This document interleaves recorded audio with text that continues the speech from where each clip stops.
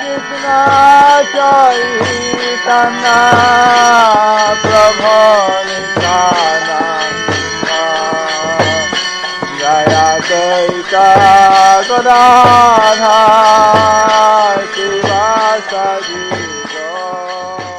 The following is a class given by His Holiness Jayapataka Swami Maharaj on September 9th, 1979 in Los Angeles, California.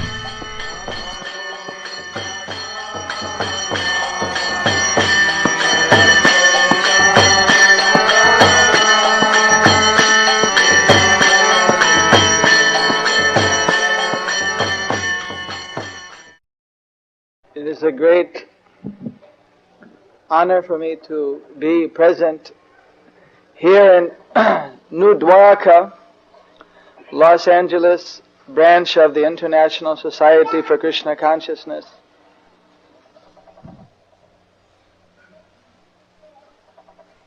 This is 10 years ago, this is the last place which I visited. And from here I got the order from His Divine Grace A.C. Bhaktivedanta Swami Prabhupada to go to India.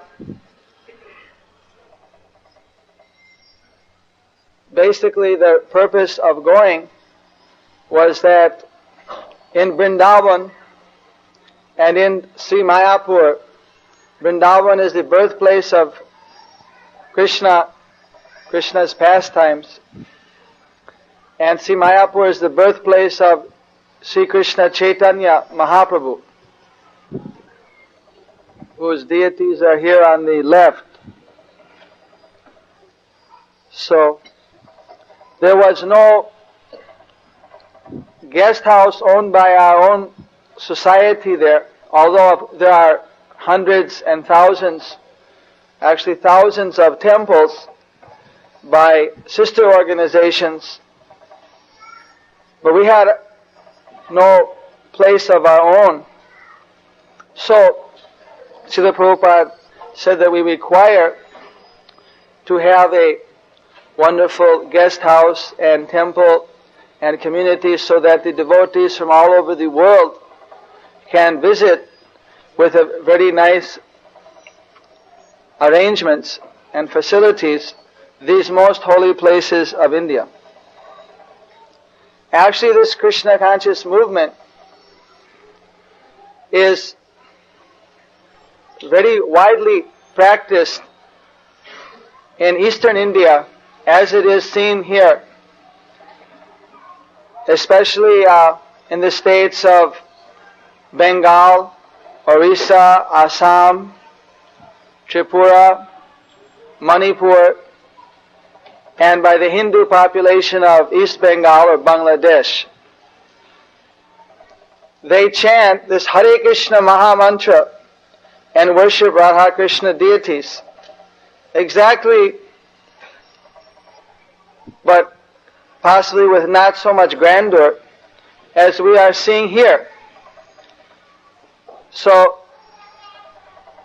when we first came from the West to India, and the people saw how the Western people are taking to their culture, they became very proud and very happy to know that the greatness of the culture of the Vedas was being appreciated by people all over the world. Actually, our founder Acharya Srila Prabhupada told them that all of you should come out and preach this culture all over the world. Spread the great culture of Krishna consciousness. Don't be enamored by the Western civilization so-called progress, thinking that that alone will be enough to make you fully satisfied. Because at any moment if the petroleum runs out, the civilization will be topsy-turvy. At any moment, if the atomic bombs are thrown between Russia, America, whatever nuclear nations there are, then the civilization as we know it today will no longer exist. So you should go deeper into yourselves, seeing that the Western culture does not give all the answer. Many of the newly educated Indian youth are very much enamored. I see long lines of Indian, because I had to also wait outside recently the American consulate to get my visa. So there was a long line. But I'm only coming as a tourist, so I got immediate visa. But for those, they want resident permit to stay in the West. That's all right, no harm. But the point is that this will not satisfy anyone. As we see that all over the world people are looking for a more natural way of life. They're hankering for a purpose to their life. So the vast population of India, 80% are living in the rural communities. Their lifestyle has not changed much over thousands of years. And everywhere we go, we get such a wonderful reception. We get such a wonderful reception. At our recent Rath Yatra festival in Calcutta, the All India Radio announced that, according to their estimate, 3 million people attended. The government gave a holiday in the afternoon so everyone could go for the chariot festival of Lord Jagannath. We had an 8-day festival.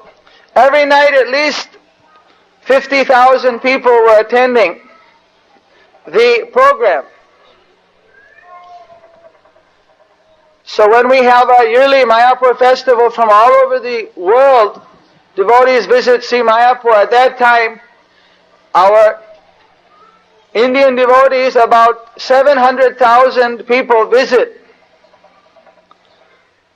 over a period of 3 days to participate in this great ceremony, the birth of Chaitanya Mahaprabhu. Sri Chaitanya Mahaprabhu was born 500 years ago. He appeared reviving the ancient message of the Vedas that predicted that in the Kali Yuga, this Hare Krishna Maha Mantra is the only method to counteract the trend of this Iron Age or Age of Kali. The Kali Santanai Upanishad gives this Hare Krishna Maha Mantra. This Shastra or scripture was written about 5,000 years ago. The slok goes, Hare Krishna, Krishna Krishna, Hare Hare, Hare Ram, Ram Ram, Hare Hare. Iti Saudasakam Nam Nam, Kali Kalamashanashanam, Nata Paratta Upaya, Sarva Vedesha Dishyate. That means, iti means the aforesaid, Saudasakam. Soda means solo, or 16, Nam, 16 names. The above mentioned 16 names. If one counts Hare Krishna, there's 16. The 16 names mentioned above counteract all the bad qualities of the Kali Yuga. Technically, we're in the Iron Age now. This is known as Kali Yuga in Sanskrit. So there's no other alternative to counteract in this Kali Yuga. And this is confirmed by all of the Vedic literatures. Sarva Vedesha Dishyate. in the Narada Pancharatrika, written by Narad Muni, the great sage of the demigods, he states that all of the Vedic mantras, mantra means, mon means mind, and tra comes from the word tran, or delivering. So mantra means to deliver one's mind from materialistic thoughts to the transcendental ecstatic realization of oneself and Krishna, the Supreme Being. So mantra, the supreme or Maha Mantra for this Kali Yuga, is this 8-word, according to Narada Pancharatrika, all the mantras combined, potency has been put in the 8 words of Hare Krishna, Krishna Krishna, Hare Hare, Hare Ram, this 8 words, the first Hare Krishna. So, this has been, actually, although this is widely practiced in Eastern India, actually in Vrindavan, in all over India, this Maha Mantra is chanted. And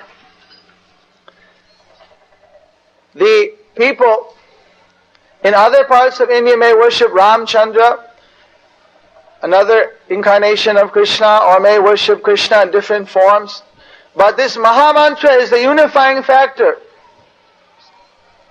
At the Kumbh Mela, where 33 million people attended the year before last, the Hare Krishna Maha Mantra could be heard throughout the whole campgrounds, as well as the chanting of Jai Jagadisha Hari, glories to Lord Jagannath, who is being worshipped here. So, the thing which Srila Prabhupada tried to impress was that just like a railway runs on 2 tracks, the ideal life cannot be one-sided materialism or spiritualism, but has to be the combined spiritual and practical life together. Therefore, he has given a practical life of Krishna consciousness.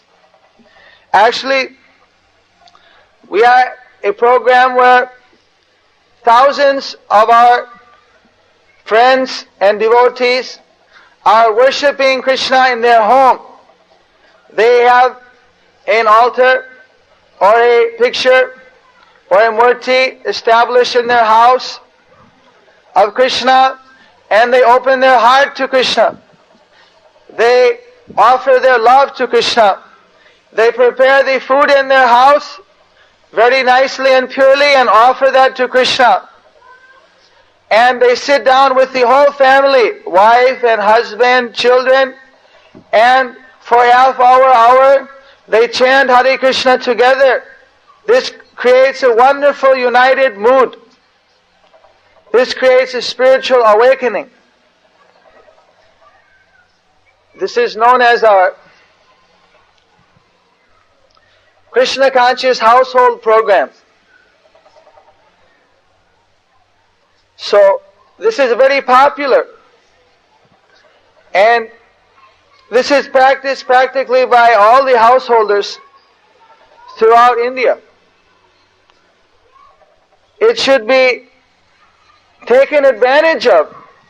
While here in America we can live here only so long as this body lasts. When this body is finished, then we again have to take rebirth. We may not take rebirth in America. Where we will take rebirth, that is a very important question. According to the Bhagavad Gita, anyone who is born, he must die. Anyone who dies, he again must be born. So according to our consciousness, according to how we awaken ourselves spiritually, Krishna consciously, God consciously, that will dictate that after this body, what future birth we will obtain. So, along with trying to lead a happy life in this life, which is naturally our birthright, everyone has a right to enjoy happiness to the full extent without causing any harm to others or inflicting pain on oneself. Everyone has that birthright, but one should prepare himself for the next birth. Someone may work so hard to be a president or a prime minister, whether of India or United States. But in his next birth, he may become the bed bug in the chair of that president. He is so attached to the seat, he may become one of the bugs in that seat and have his heart's desire fulfilled. He wants to remain in that seat always. So he may stay there as a bug in the upholstery. According to one famous astrologer, one of the prime ministers of India took his next birth as a white dog in Sweden, where he was kept by a very wealthy industrialist who gave him very wonderful foodstuff and accommodation. Now, no one can say, it could be, how can we say that after this birth, where is the next birth? Recently, in a big scientific conference attended by the Bhaktivedanta Institute, among 78 or 90 different nations' representatives at Rome, on the modern science in lieu of theistic understanding, there were so many different supporting evidences for reincarnation. One man had taken some type of kill-in photography of, at the time of death, some ephemeral form leaving the body. Then there was one man who documented, he was an American scientist. He has a research crew of about 300 working under him. So his research was to document and try to find scientific proof to substantiate reincarnation. So he would use hypnotism.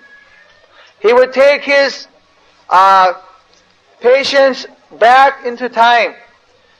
Say that someone's 40 years old, there was one lady, he kept taking her back, all right, now you are 28, now you're 27, now you're 26, now you're 20, now you're 18, now you're 10, now you're 5, now you're a baby, you're 1, now you're just 1 week old, now you're in the womb, and take right into the womb. Then, before that, what were you? Then again they go back. In this way, he gave one with slides and everything on movie how he took one patient back. She was having disturbance in her mind. So he took her back, and from 1812, 2 births before, she had her heart broken by being deserted by her husband. So the name of the husband, where they lived, birth certificate, first of all they got the name, the address, everything she said under hypnotism.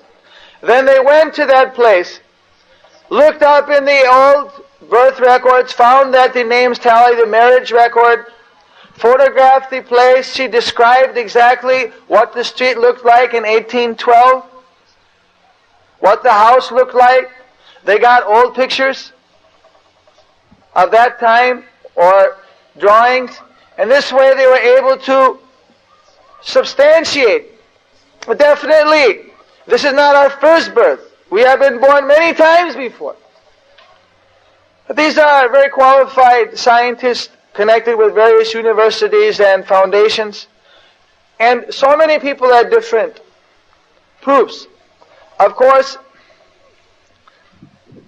The evidence doesn't have to be found out with such a long drawn out process. One can easily find out in the Bhagavad Gita, which is the principal text of India.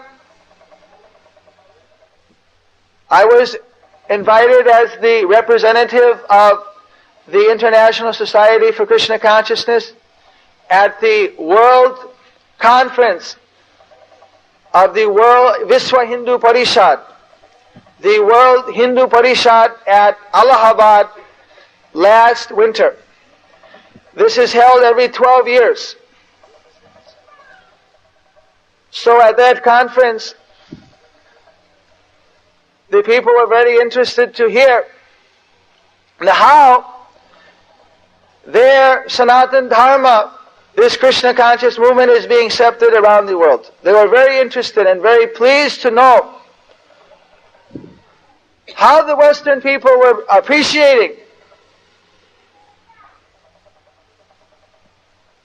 and there were 200,000 delegates present from different nations and all over India, and they were very pleased to hear this, I must admit. So, at that time, that whole assembly recommended that every Hindu should read the Bhagavad Gita, and they should worship Tulasi in their home. You will find that every day, every Krishna conscious family and every Krishna conscious temple is busily engaged in reading and preaching the tenets of this Bhagavad Gita. And Tulasi is being worshipped daily. I was very pleased to see how here in the Western Hemisphere, even in the cold places, Tulasi is being worshipped. Tulasi is a tropical plant sacred to all Krishna devotees, which comes from a part of India. This is a spiritual plant. So this has been established all over the world. And this is very encouraging. Actually, this is nothing unexpected for us because this was predicted by Chaitanya Mahaprabhu 500 years ago. He predicted, Prithvi the ache jato nagar adi gram sarvatra prachar hoibe mor naam. That as many cities and villages all over the world as exist, each one of them will have this chanting of Lord Chaitanya's message. So it simply took some time for the Lord's desire to fructify. Very shortly, we can expect a change in the trend of the people. Already, there has been a very great revival in different parts of the world. The country of Bangladesh is 85% Muslim and 15% Hindu. All of the 15% means about, because there's 80 million, so 15 times 80, how much is that? About 12 million Hindus. All of them are Vaishnavas. All of them are chanting this Hare Krishna Maha Mantra. When we went there, we had a very big public program in a town called Maimin Singh, which is in the northern part of Bangladesh. And when I was greeted at the train station, the devotees of Krishna came and they said, "Welcome from the minority group." They're very much limited in being allowed to practice in that country. They're a little bit oppressed by the majority group, being separated from the majority of followers in India. So we had a meeting, and that evening at 6 o'clock, the meeting was scheduled. I arrived about 4 in the afternoon. Within that 2 hours, there was no publicity except word of mouth. 12,000 people gathered, and they were very eager. They told me that they had been told that the whole world, America, England, everywhere had become followers of Islam. And that Christianity as well as Hindu religion have practically become extinct. Simply few people in India follow the Krishna conscious movement. Otherwise, the rest of the world is all following Islam. So they said that they were feeling very much intimidated, and they felt a great sense of anxiety, thinking that their original culture had, according to the propaganda, had died out. Of course, it's not the fact. And when we showed them how all over the world people are practicing, then, and how everyone in the whole world is not following Islam, so then they're very happy that they didn't have to grow those beards and that they could freely practice. Well, after this meeting, the local authorities all came, because a week before that, the president of that nation had held a program in Mymensingh town, but only 5,000 people attended. So they wanted to know that who was the person who had twice as big a crowd as the president of the country. So I had to explain. They thought that I was trying to do some kind of revival. So I had to explain to them. So in some parts of the world, other than India, the people who practice this Sanatana Dharma, actually, they are not given a full chance. And in countries like America, where the freedom of religion is there, in England, different places, of course, they have the freedom to practice this. They should definitely everyone should take advantage. There are many countries of the world where one doesn't have the freedom to openly practice the spiritual development, the process of self-realization, the religion of his choice the way he wants to. So it's a great feeling to be back in a country which allows people to practice the religion of their choice freely and is protected by the law. People should try to take advantage. This freedom does not exist in the communist countries, does not exist in many countries. Because if a person knows who he is, if he knows who is God, he gets such a deep strength that these type of ideologies don't like that strength to grow. By people being very morally strong, very spiritually strong, they become empowered by God to do great things. Generally, the opposite trend is people simply try to know their bodies And then what happens is they become the slave of these bodies. It's like having 6 wives. We have 6 senses: taste, smell, hearing, seeing, feeling, and our mind.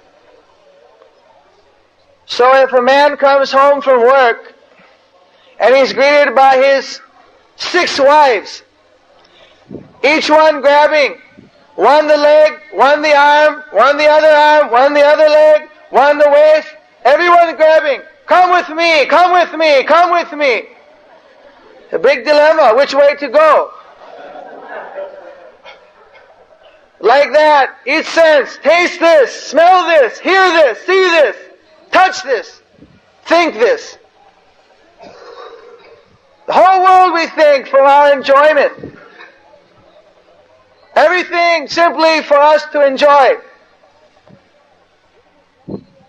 This is not the actual fact. Everything was actually created for Krishna to enjoy.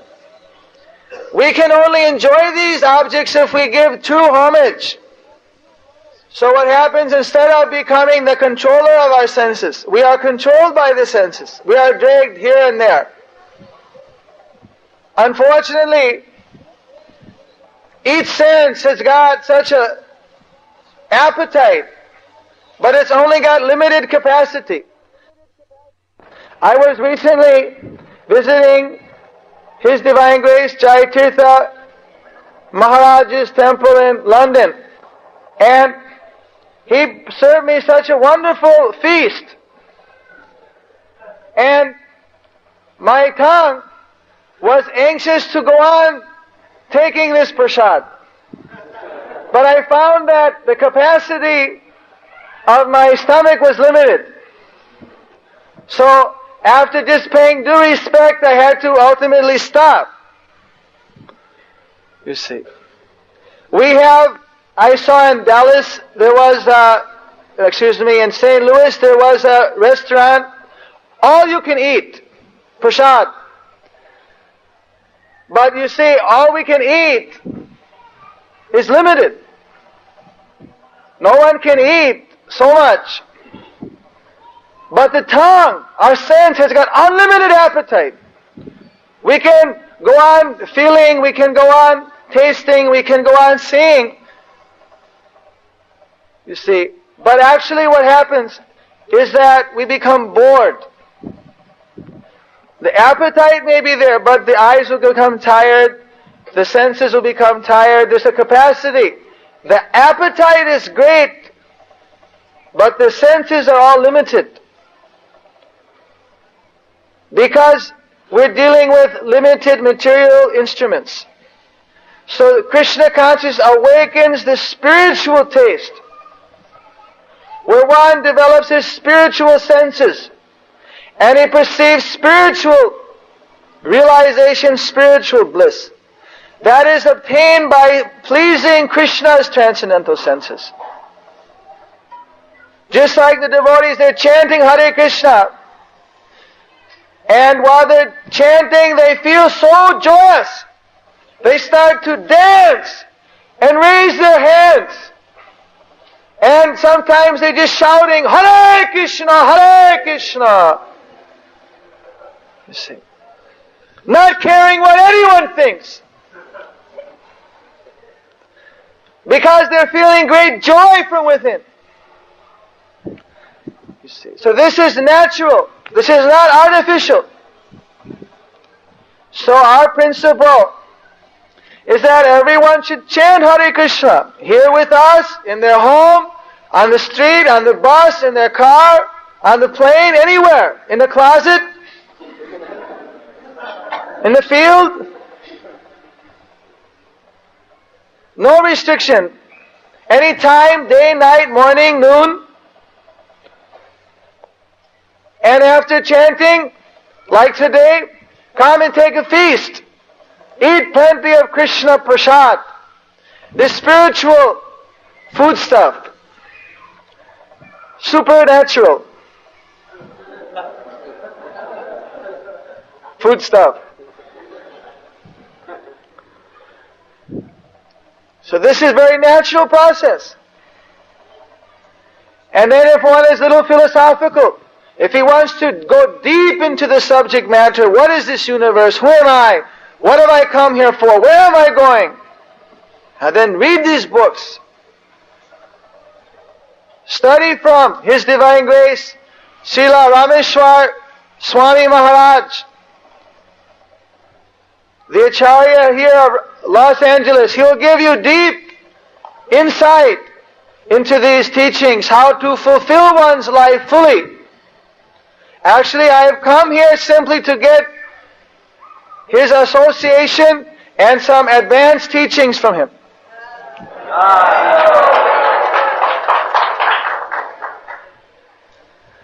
You see. So everyone that has come here, they are very fortunate. Don't think that you have come here by accident. You have come here as ordained by Krishna, due to some deep spiritual heritage, possibly from previous births or from this birth. Krishna has attracted all of those people present here. Now, they can try to get the greatest wealth that is available here. Take advantage. Everyone that has come here, they should try to understand what is the best thing I can get from coming to this Krishna conscious temple. I see the thing I noticed when I was on the airplane. I'm a little afraid, tell you frankly, when I get on the airplane, not because I'm afraid of the flight, but after being in India for 10 years, there the people are a little bit gentle. Here, I find that the American public are very beautiful, very strong, but I find them very unhappy, long-faced. And so I feel uneasy with them. But when I come to the more awakened, the devotees here and the guests who are awake, I see smiling faces. I see effulgent, illuminated faces. And I feel fully at home. I see that the absence of fear. Everyone in this world is fearful because no one is protecting him. But every devotee is fearless because Krishna is protecting the devotee, and the devotee feels that protection. Some may say, what is this protection? How can I believe in all this? If one chants Hare Krishna, he will be saved from the greatest dangers. And by chanting, one will feel the protection. All the obstacles in his life are removed by chanting this Hare Krishna Maha Mantra. Whether one decides to live here in the community, or whether he's just practicing in his home, in his spare time, as much as he takes shelter of this holy name, this powerful sound vibration, the names of Krishna, so much he'll be protected in his life, and he'll become fearless and happy. That I see as soon as I came, how happy everyone looks. Those are the guests. You just look at the devotees. Don't they look happy? How is it that they get so happy? Each one of you should ask yourself, you should study in yourself, what is the secret of happiness? Will I get happy from external things or from my internal mind? What makes me happy? We should study. Obviously our mind makes us happy. Our inner thoughts, from inside comes happiness. Just like now it's very warm here. A cold shower is happy. It makes one feel good. In the winter, when I was in Germany, it was quite cold. There the cold shower was not pleasant. But the same water temperature is there, but one place I'm happy, one place I'm sad. in the sense of material happiness and pleasure and distress. So ultimately, that's a very superficial example, of course. Ultimately, happiness comes from within. But we're looking for happiness from without. Therefore, we are frustrated. Therefore, although we're dragged here and there by our very willing servants, our senses, we are not satisfied. So the devotees who completely take shelter of Krishna's name, who dedicate their every bit of intelligence in serving Him with their bodies, mind, and words, they get the full nectar. And as much as one takes shelter, so much you'll get the taste. This is guaranteed. Anyone can try. There's no charge to chant Hare Krishna. No secret that one has to pay to get. It's an open secret. But only the most intelligent, open-minded, broad-minded person can understand. When I was in St. Louis, there they had that restaurant. They're charging now $1 I'm conditioned. $1.50, all you can eat. They commented that when they said free, no one would come. Because everyone was afraid of something free, it must not be any good. So when they put a price tag, $1.50, what a bargain! All you can eat for $1.50. When it's free, that was no bargain. See, but when it was $1.50, it's a real bargain. So if we put a price tag, $200, you sit down and chant Hare Krishna, then everyone will say, oh, this is very good for mental peace and great mental strength. But no, our principle is we can't take money for giving this Hare Krishna mantra. So then people say, free, well, must not be very good. But sometimes the best things are priceless. So this Hare Krishna mantra is something priceless. So, I think that there are other programs.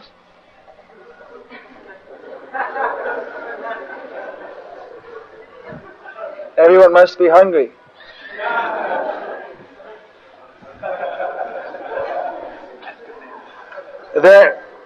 We ask questions in this time?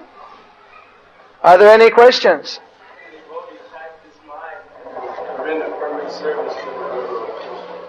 How can he attach his mind?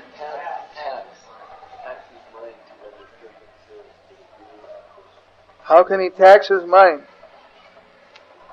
Income tax. It has to be, you see. Everything that comes in the mind, that has to be employed. If it's for the service of Guru, then we accept. And if it's against the principle of pleasing Guru and Krishna, then we reject.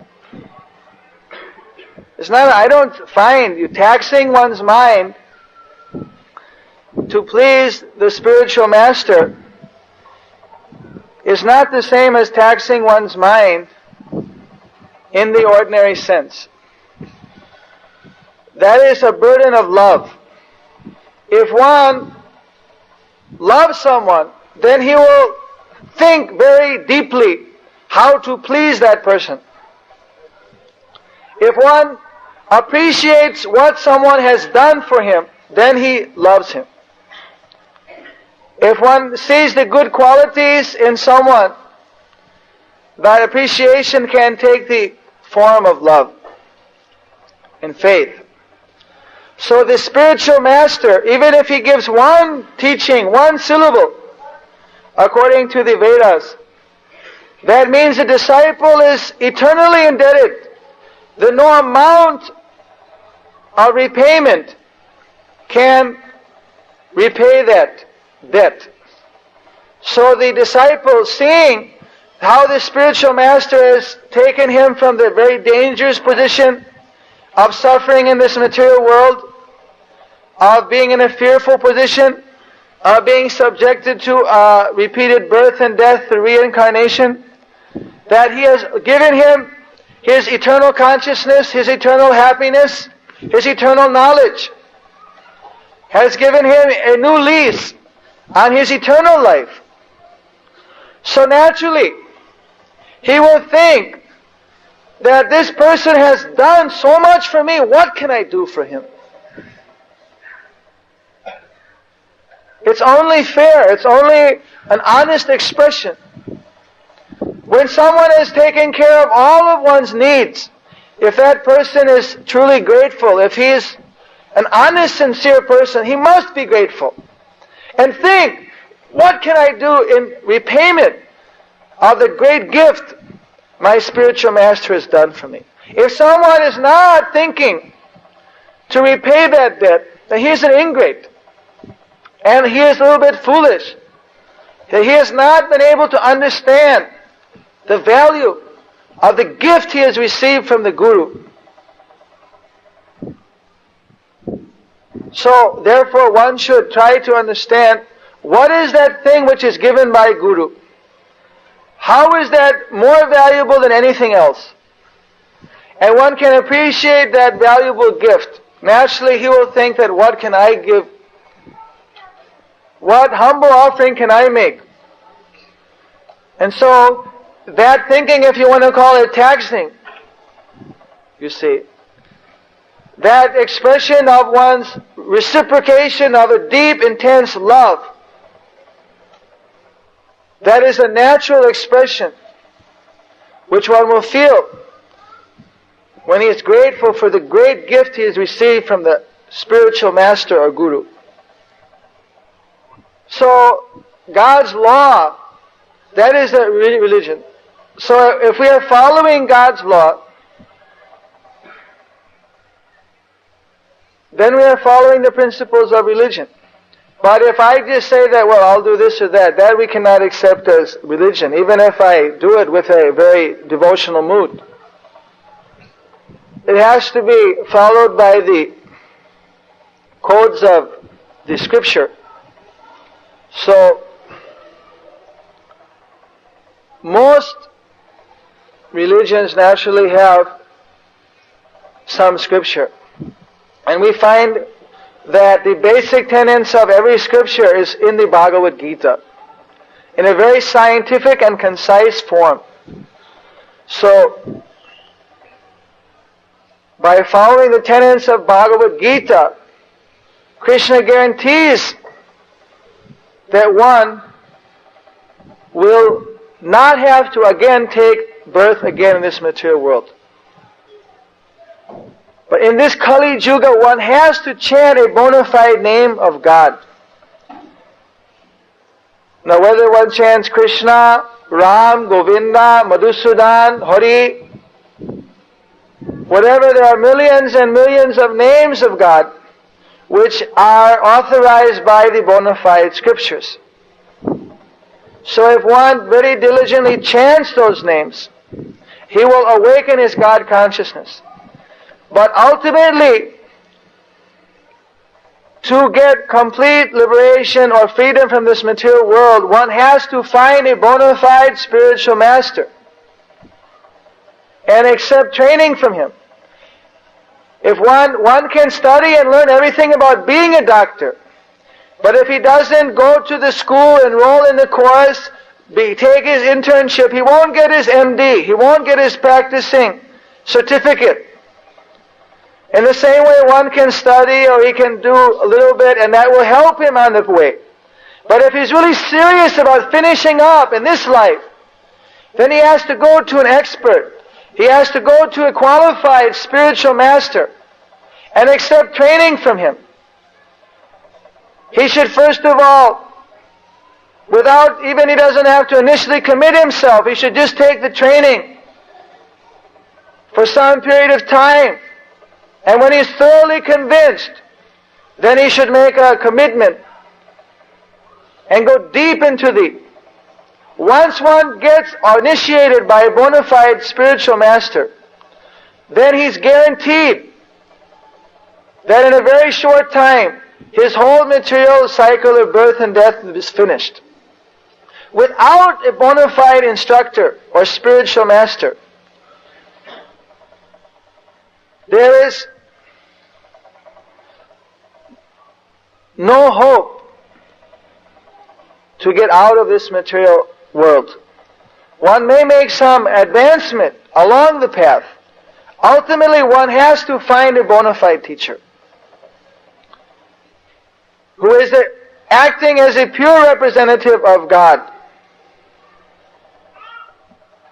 This is confirmed by all the scriptures.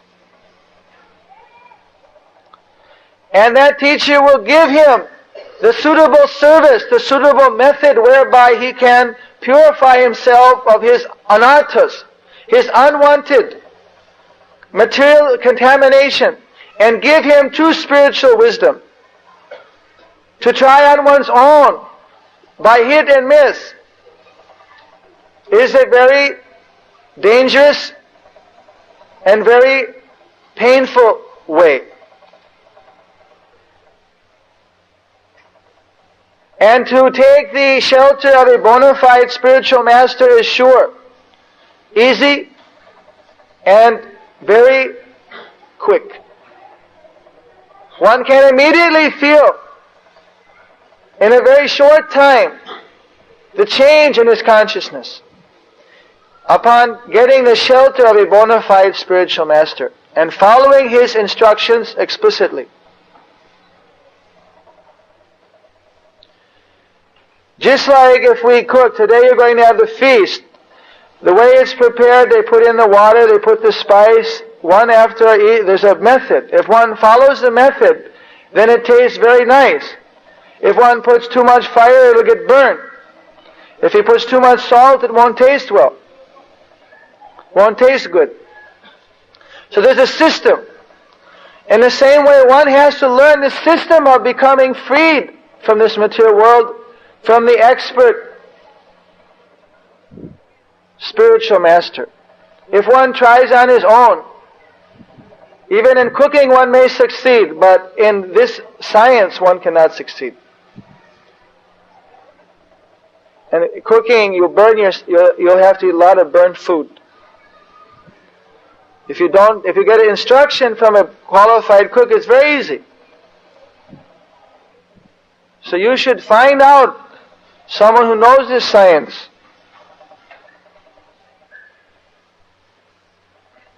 When there are so many names of God, what's wrong with chanting Hare Krishna? Is there anything wrong with chanting Hare Krishna? God is the same. There's only one Supreme. So if one of his Krishna means all attractive, the most beautiful person. Is there a better description, a nicer name to call God? The person who has got the essence of all attractiveness, of all pleasure.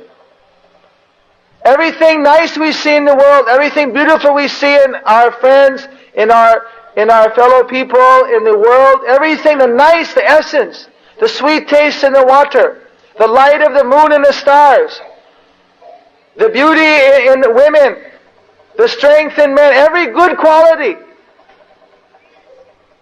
You see, all the attractive qualities are present in God. And so the name Krishna means that person who is all attractive, reservoir of all pleasure. What a wonderful name. Who else can fit that description except for God? Except for the Supreme Being.